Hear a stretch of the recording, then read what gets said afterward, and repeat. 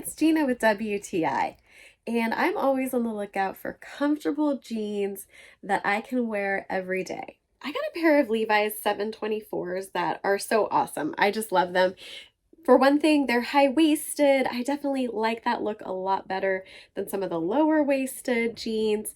This is really comfortable, sits right around my belly button and isn't so tight that I feel like I'm getting squeezed into a sausage casing. I'm 5'4", 140 pounds.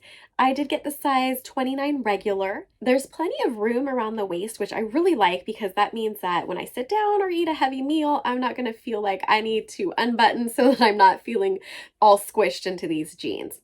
They're also a little long on me, so I think I could have gone with the short size, but I do like folding them up. I think that's a cute look, especially with a pair of chunky heeled boots. I got the light indigo slate reveal style. It has a couple of pre-made holes in it. Now I noticed the one on the knee does get bigger as you wash it.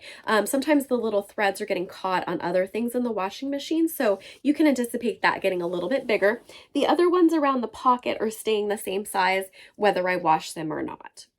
I think these are really cute jeans. I like the style and the comfort, and that's my point of view.